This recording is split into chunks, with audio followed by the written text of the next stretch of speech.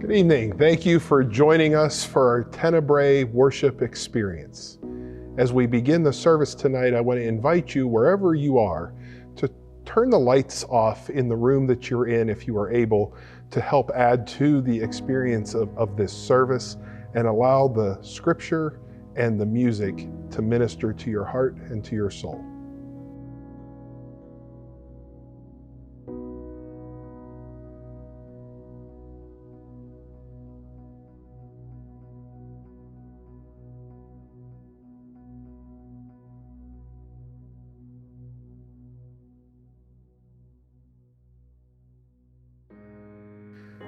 Luke 22, 39 to 46.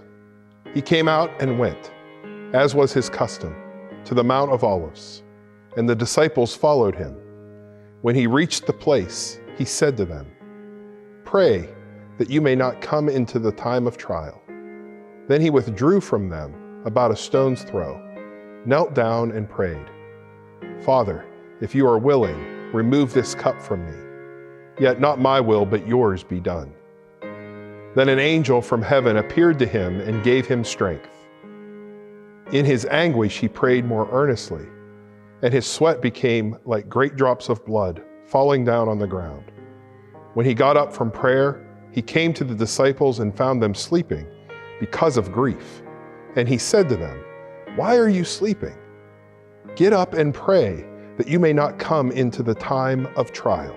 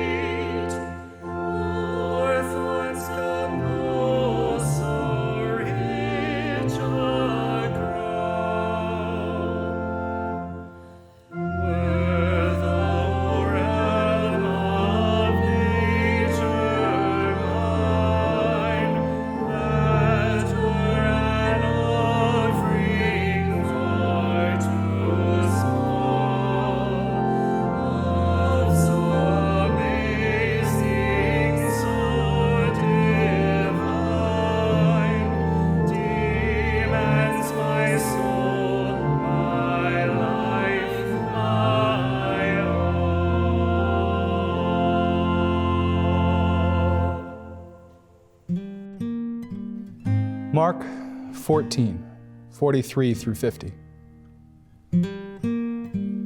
Immediately, while he was still speaking, Judas, one of the 12, arrived. And with him there was a crowd with swords and clubs from the chief priests, the scribes, and the elders. Now the betrayer had given them a sign, saying, "The one I kiss is the man. Arrest him and lead him away under guard." So when he came, he went up to him at once and said, "Rabbi," and kissed him. Then they laid hands on him and arrested him. But one of those who stood near drew his sword and struck the slave of the high priest, cutting off his ear. Then Jesus said to them, "Have you come out with swords and clubs to arrest me, as though I were a bandit? Day after day I was with you in the temple teaching, and you did not arrest me. But let the scriptures be fulfilled." all of them deserted and fled.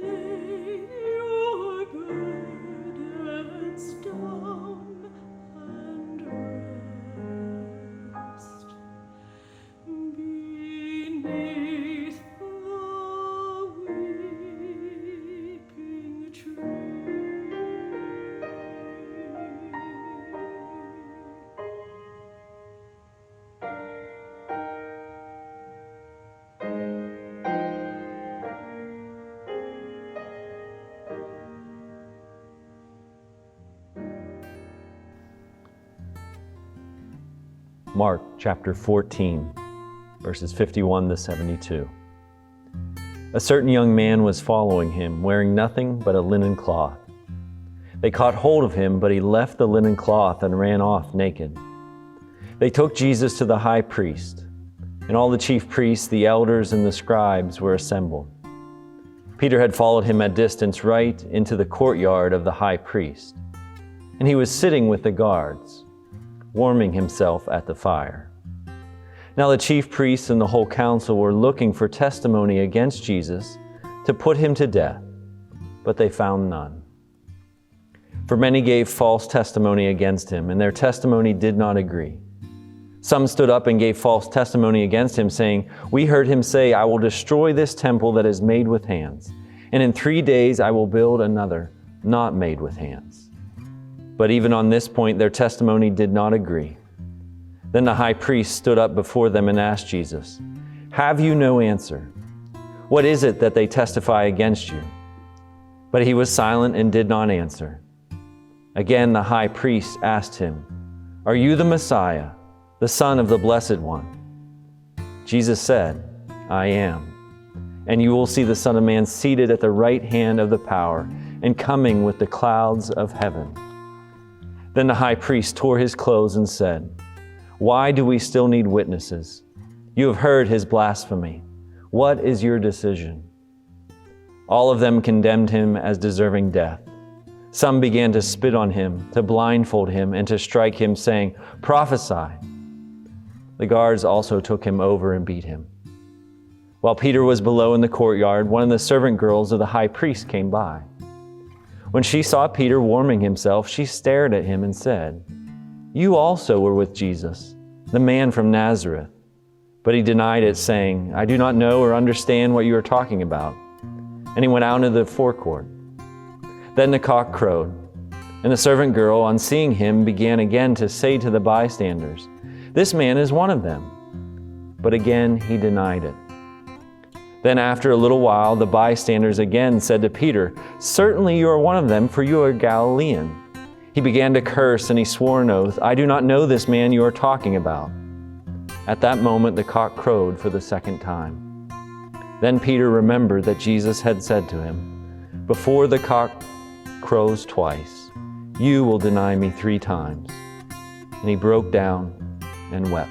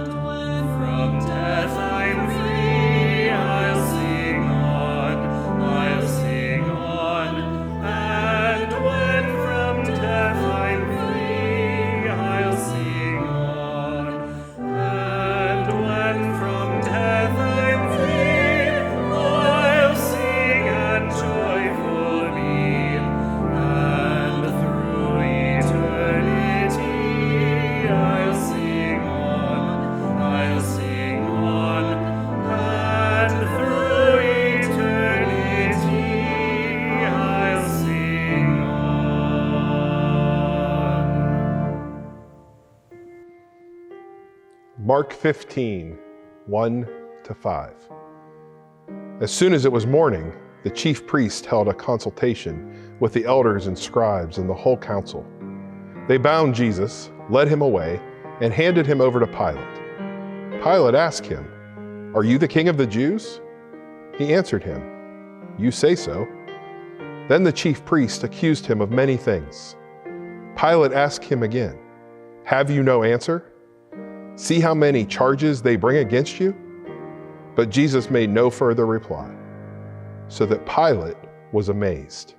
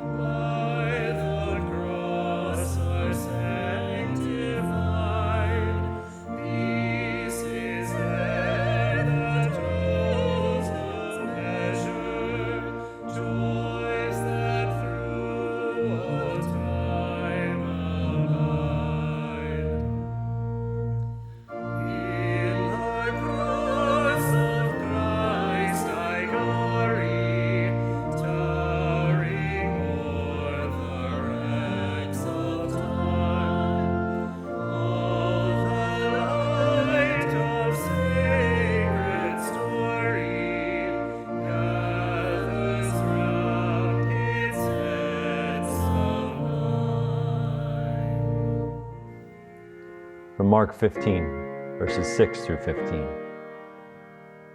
Now at the festival he used to release a prisoner for them, anyone for whom they asked. Now a man called Barabbas was in prison with the rebels who had committed murder during the insurrection. So the crowd came and began to ask Pilate to do for them according to his custom. Then he answered them, "Do you want me to release for you the King of the Jews?" For he realized that it was out of jealousy that the chief priests had handed him over. But the chief priests stirred up the crowd to have him release Barabbas for them instead. Pilate spoke to them again. "Then what do you wish me to do with the man you call the King of the Jews?" They shouted back, "Crucify him." Pilate asked them, "Why? What evil has he done?" But they shouted all the more, "Crucify him." So Pilate, wishing to satisfy the crowd, released Barabbas for them, and after flogging Jesus, he handed him over to be crucified.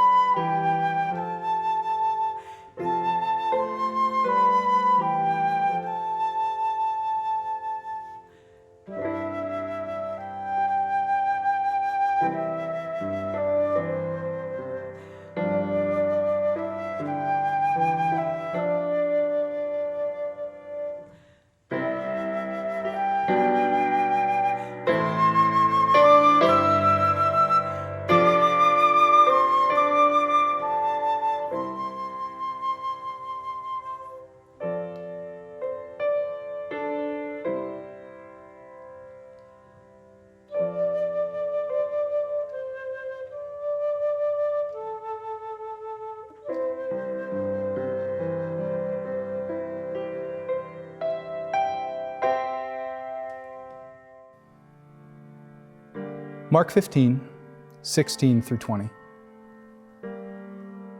Then the soldiers led him into the courtyard of the palace, that is, the governor's headquarters. And they called together the whole cohort, and they clothed him in a purple cloak. And after twisting some thorns into a crown, they put it on him, and they began saluting him, "Hail, King of the Jews." They struck his head with a reed, spat upon him, and knelt down in homage to him. After mocking him, they stripped him of the purple cloak and put his own clothes on him. Then they led him out to crucify him.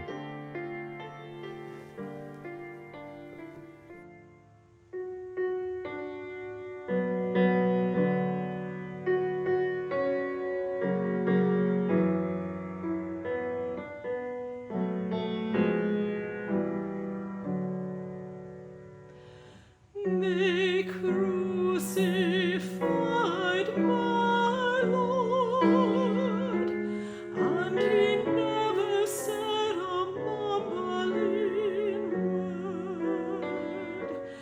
They crucified my Lord, and he never said a mumbling word. Not a word, not a word, not a word.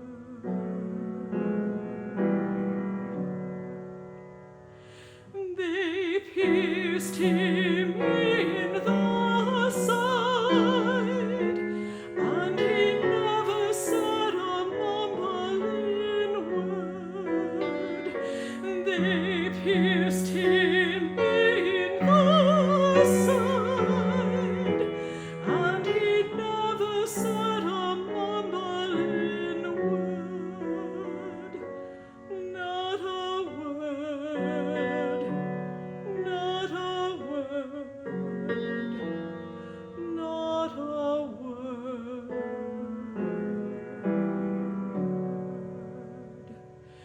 He hung his head and died, and he never said a mumbling word. He hung his head and died, and he never said a mumbling word. Not a word, not a word, not a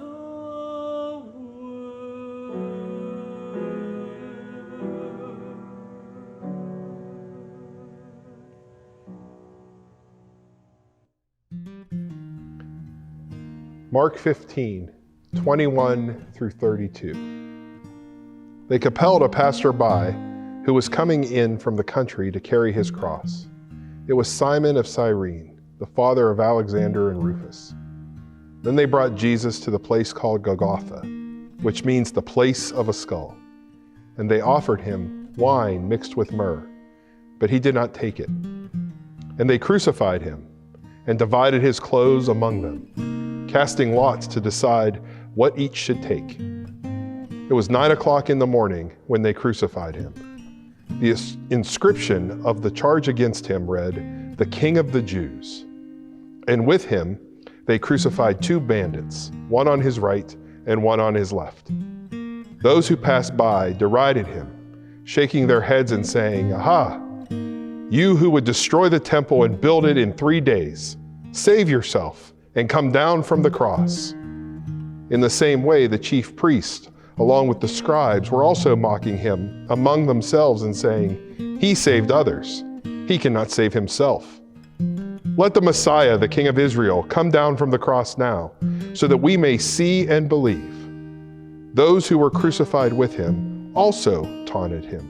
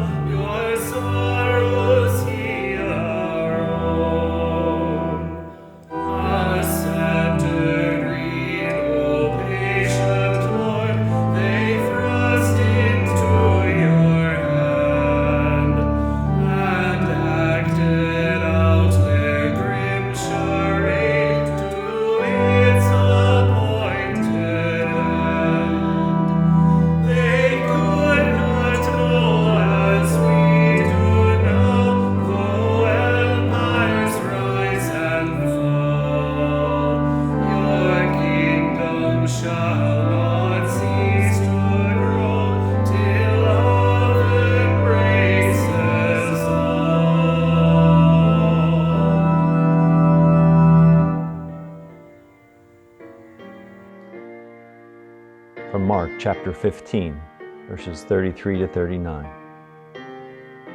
When it was noon, darkness came over the whole land until 3 in the afternoon. At 3 o'clock, Jesus cried out with a loud voice, "Eloi, Eloi, lema sabachthani," which means, my God, why have you forsaken me?"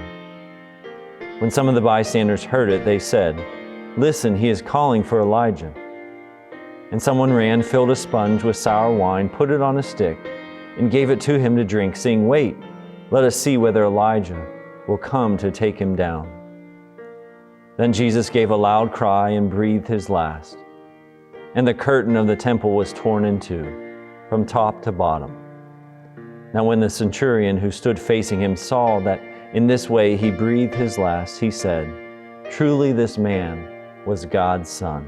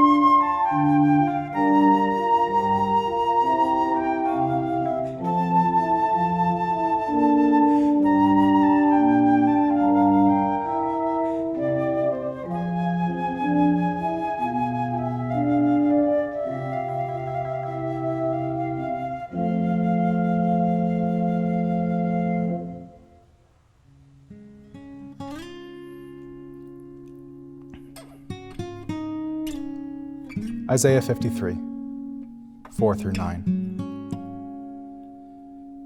Surely he has borne our infirmities and carried our diseases.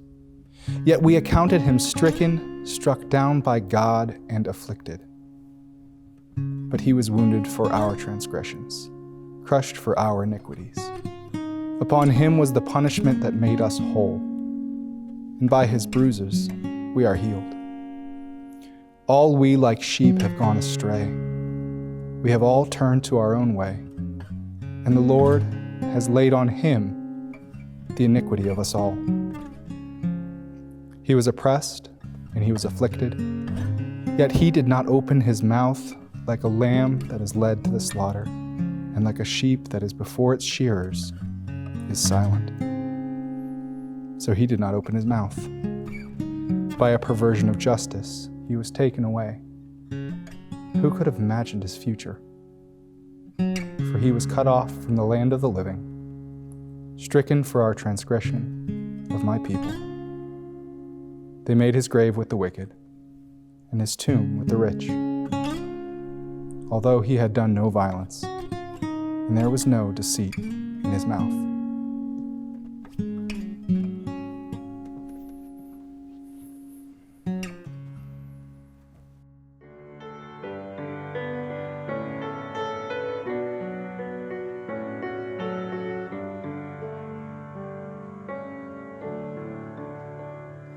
I've wandered far away from God.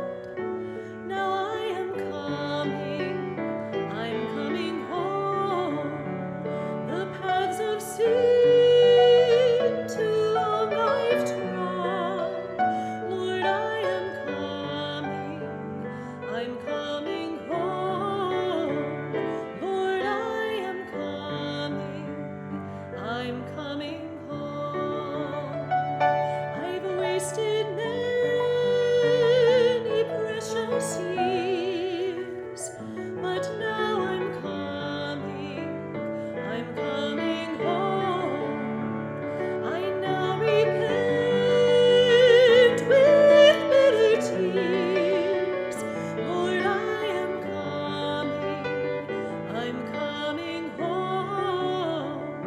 Lord, I'm coming home. Coming home, coming home. Lord, nevermore to roam. Open wide your arms of love. Lord, I am coming home.